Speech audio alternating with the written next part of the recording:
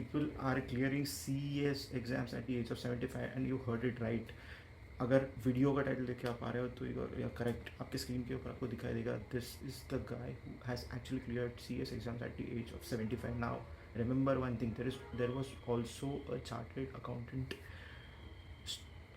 जो 71 की एज में he became a CA. Okay, so understand, उनका भी फोटो आपको स्क्रीन पे दिखता रहेगा. So understand this that professional exams, मैं ये नहीं कह रहा हूँ कि आपको 75 और 71 तक सोचना है या कुछ करना है, लेकिन उनकी पैशन को अगर आप स्टडी करोगे, जो 2 लोग क्लियर हुए, imagine the passion if you bring it with in your self. अगर खुद में तुम वो पैशन ले पाओगे जो उन लोग में है, तो सोचो at the age of 25, at the age of even to an extent 29-30, will you be able to replicate what they did. So they did not give up on their dreams. तुम्हें टाइम लग रहा है, time लो, आराम से बैठ के step by step करो. अगर एग्जीक्यूटिव में टाइम लग रहा है तो एग्जीक्यूटिव में understand that you can break down the syllabus, और एक टाइम पे एक ग्रुप दो. प्रोफेशनल में भी एक टाइम पे एक ग्रुप दो. अगर तुम्हें समय लग रहा है तो देखो, सबसे इम्पोर्टेंट चीज़ है क्लियर करना. अगर तुम्हें क्लियर करना ये exam, this is a professional exam, understand this. It takes a lot of things, it takes lot of sacrifices, lot of patience, lot of courage and lot of determination. अभी ये सब चीज़ को मैं लेक्चर की तरह नहीं आपको बोल रहा हूँ, लेकिन ये बात समझ लो कि उसमें आपको मेहनत करने की जरूरत. सिंपल टर्म है, मेहनत करने की. मेहनत किए बिना तुमको वो चीज़ नहीं मिलेगी. You have to understand this. Failure is not the end of everything. अगर तुम जून 25 के एग्ज़ाम्स में तुम अगर क्लियर नहीं कर पाए हो, तो इसीलिए मैं तुम्हें कह रहा हूँ कि इन लोगों से इंस्पिरेशन लो. ये लोगों से इनकी तरह वो ग्रिट लाओ. ग्रिट इज़ व्हाट, वही पैशन अंदर से वो आना चाहिए कि हाँ ठीक है, चलो मैं एग्ज़ाम मुझे क्लियर करना है. अगर तुम 25 के नीचे हो तो तुम्हें सोचना ही नहीं चाहिए, you have to give the exam. अगर तुम 25 के ऊपर हो या क्लोज टू 30 और मे बी 30, फिर भी तुम्हें ये सोचना है कि मुझे ये exam step by step clear करना है. वो कैसे करना है, क्या करना है, इसके लिए तुम्हारे पास बहुत सारे रिसोर्सेज है. You have the ICSI modules, तुम क्लास लगा सकते हो, तुम यूट्यूब रिविजन लेक्चर देख सकते हो, तुम बहुत कुछ कर सकते हो. लेकिन the main thing to understand in between this is that you have to have that inside you. मेरे अंदर वो चीज़ होनी चाहिए कि मैं जाके एग्ज़ाम में बहुत अच्छे से लिख पाऊँ. It is not dependent upon what you are doing at this point of time. Okay, पूरी तरीके से जान लगा दो इस एग्ज़ाम में. you have to differentiate yourself from, acquire that skill set that differentiates you from the rest of the crowd. And one of the ways in which you can do that is being a professional so that you have the authority and the ability to sign on forms, or maybe on financial statements, and take it to the next level. Okay, it's not just being a professional. Okay, you will be an officer, you will be someone who is a responsible person in a company, and you have to take it out. सब चीज़ तुम्हें अपने आप में वो चीज़ लानी है कि देखो, फेलियर से उठने के लिए तुम्हें एक ही चीज़ करनी पड़ेगी, वो है मेहनत. बाकी कुछ भी चीज़, मतलब कोई भी डिस्ट्रैक्शंस हो, कोई भी कुछ भी चीज़ हो, ये डिस्ट्रैक्शंस के ऊपर भी हम बात करेंगे step by step. But at the moment what you have, सितंबर चालू हो चुका है. सितंबर, अक्टूबर, नवंबर, दिसंबर 20 के आसपास एग्जाम्स रहते हैं CS के. तो you have around 3 months, at least 3 full-fledged months, and around 15-20 days of December which you should keep for your revisions. Okay, try करो कि तुम्हारा सितंबर एंड अक्टूबर में पूरी तरीके से जितना पोर्शन है किसी भी ग्रुप का, अगर तुम 2 दे रहे हो तो 2 ग्रुप्स, 1 दे रहे हो तो 1 ग्रुप, जितना भी पोर्शन है, एग्जीक्यूटिव हो या प्रोफेशनल लेवल हो, वहाँ पे तुम्हें वो चीज़ ख़त्म करनी है. एंड देन यू कैन, अभी सितंबर अक्टूबर हो गया, नवंबर से तुम्हें रिवीजन करनी है. रिवीजन में तुम्हें हर एक क्वेश्चन लिख के प्रैक्टिस नहीं कर सकते. तुम रफली एक चीज़ को अच्छे से सॉल्व करो, एंड देन, मतलब अगर 10 क्वेश्चन है तो 2-3 क्वेश्चन उठा के सॉल्व करो. Okay, and then you write it down. Okay, writing practice is absolutely necessary when you are preparing for your exams. सिर्फ लेक्चर देख के तुम एग्जाम के हॉल में सेम टू सेम रेप्लिकेट नहीं कर सकते जब तक तुम्हारे हाथ को आदत नहीं है एक प्रेशर सिचुएशन में. घर पे तुम जब पढ़ रहे हो तो at least you are writing in a calm environment.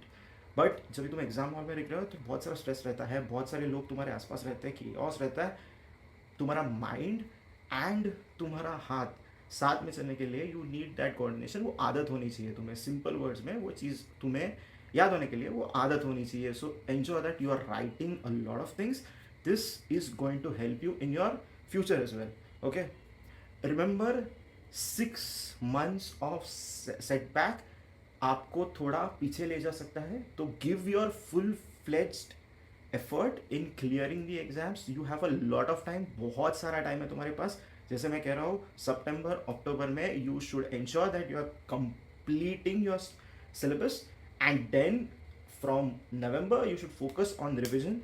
Try कि फर्स्ट 15 डेज में फर्स्ट रिविजन हो, लास्ट के 15 डेज में सेकेंड रिविजन हो, एंड फिर जैसे दिसंबर आए फर्स्ट 10 डेज में तुम्हारा थर्ड रिविजन हो, एंड एग्जाम के पहले तुम्हारा फोर्थ रिविजन हो। तो अगर ये पैटर्न तुम ठीक से फॉलो करोगे ना, तो there will always be something, you know, something execution के टाइम पे अगर तुम्हें थोड़ी सी भी कस्टमाइजेबल चीज़ें लग रही है कि तुम ये एडजस्ट कर सकते हो, वो एडजस्ट करते हो।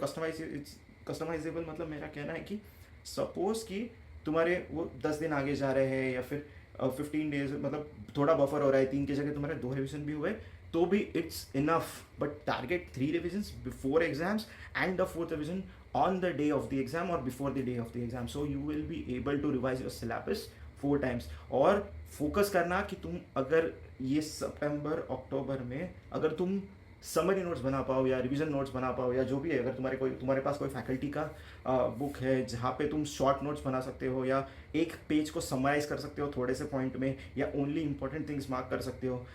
तुम्हारे फैकल्टी तुम्हें इंपॉर्टेंट क्वेश्चन देंगे, बहुत सारी चीज़ें रहेंगी जो every faculty will give you.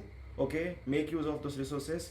अभी अगर तुमने, मतलब मॉड्यूल के तरफ से हम लोग देखेंगे कि कितना हम पढ़ सकते हैं, but module should be your main book, always use it as a main weapon, you can say, to ensure that you are doing your best from every angle. Okay, and तुम्हारे पास बहुत टाइम है, ये लोगों से inspiration लो कि यार लोग, आई डोंट अंडरस्टैंड कि पीपल 25, 26, 27 ये उम्र में आके भी they give up on something which is they have put all their effort into for a reasonable period of. Reality भी है, रियलिटी में मैं तुम्हें बताऊंगा, ये सब मैं हवाबाजी में नहीं बात कर रहा हूँ। रियलिटी ये है कि you will start your career late अगर तुम ये एज में क्वालिफाई करते हो, एंड थोड़ा सा तुम्हारा पीयर के साथ थोड़ा सा पैसे में, मतलब in money terms you will be earning a little less as compare to those peers clear the exam and at that age. But अगर तुम हर चीज़ में कंपैरिजन करोगे तो लाइफ में तुम कभी कुछ नहीं होगे। मतलब ये भी मैं तुम्हें कह के दे रहा हूँ। अभी फिलहाल के लिए what is in your hand, do what is in your control. तुम्हारा बैटल आईसीएसआई के साथ में इन द एग्ज़ाम हॉल है। ये बात जान लो कि it's you versus ICSI. Nobody is going to help you. ना कोई मेंटोर है, ना कोई टीचर है, या ना कोई सीनियर है, ना कोई आपका फ्रेंड है, ना आपका कोई फैमिली मेम्बर है who is going to help you in the exam hall. You versus ICSI's paper, that is going to be the battle in the exam hall, and you have to come out on top. You have to come out on top. ये बात जान लो, this is your own battle. मैं 1000 video भी बनाऊंगा, मैं कुछ भी बोलूँगा आपको, तो भी ये बैटल तुम्हें फाइट करना है। मैं I have qualified, I have faced that those exams। मेरी तरफ बहुत लोगों ने जिन्होंने क्वालिफाई किया है वो have been through the same। So you have to understand that it's your battle and you have to work hard. If you want something, you have to give it your 100%. If not 100% is not enough, give 150%. If 150 is not enough, give 200%. लेकिन ये battle तुम्हें fight करना है। This is your story.